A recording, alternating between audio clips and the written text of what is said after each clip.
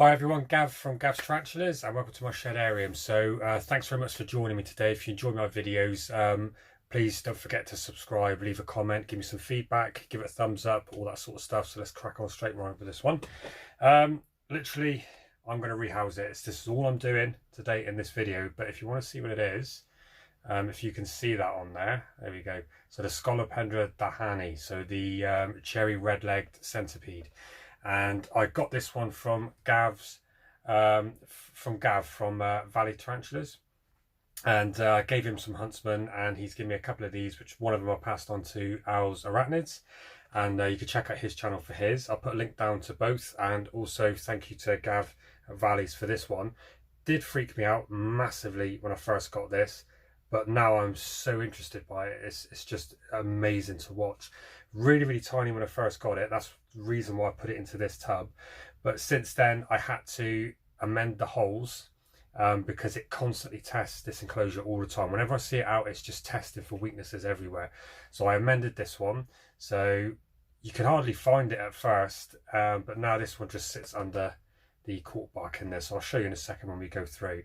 So I'm just going to put it in a deeper tub, smaller holes at the side, and then obviously it's going to be more secure, because if you notice with the centipede, if it is say if it's near the top, if it's this long, then it will literally stand up to the end of its legs and reach anything else. So you need to give it the height distance more than its body length. So all this is going to be compacted down, so we'll go through that in a second, and then we'll have a look. So let's crack on with that one.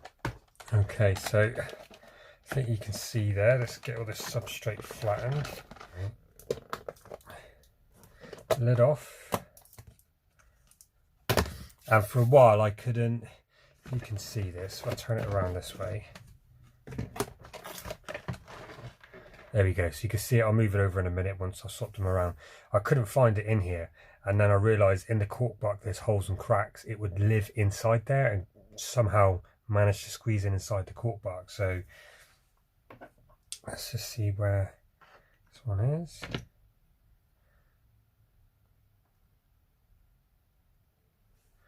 There we go. So it's not massive at the minute, but as you can see, the lengthwise, it's the same length as this. So that's why it gets up to here and literally tries to test out everywhere. So see if I can give you a quick shot, but it's so fast.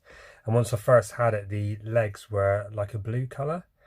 So it's definitely shed a couple of times. Oh, it's already ran off camera, look. But as you can see, I'm just so intrigued by this one. It is beautiful.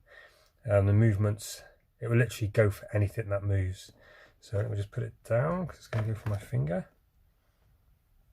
Let's get this bit of cork bark in here.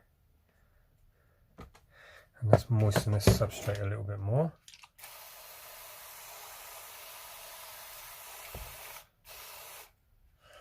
Good. Let's get some of this out. No, still there. So it seemed to run around a lot more when it was smaller. Now it's starting to grow.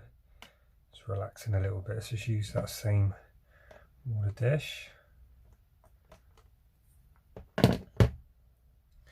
Right, now I've got to get it from there into here. Let's go with this one.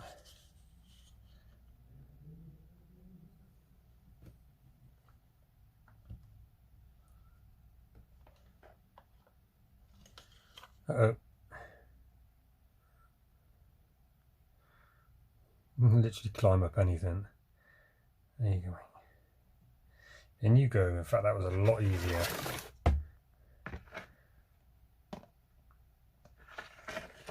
We have it on the water dish, and obviously this is a lot deeper now, so it can't climb up the side. You can see it just down there, so literally it'll come up to about here now. So this will be another, this will be good for a couple of other sheds, and then obviously I have to do it again deeper. Right, so that went quite smoothly, I think, if I do say so myself. So all in there, I don't need to put anything else in that enclosure, just keep it moist. Seems to be doing really, really well in there. So big thanks to Gav from Valley Tarantulas for this one. Sort of got me over my fear of these.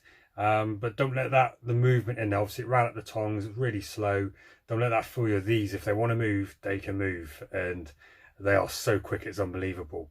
Especially if they're hungry, any movement, bang, they'll go on it.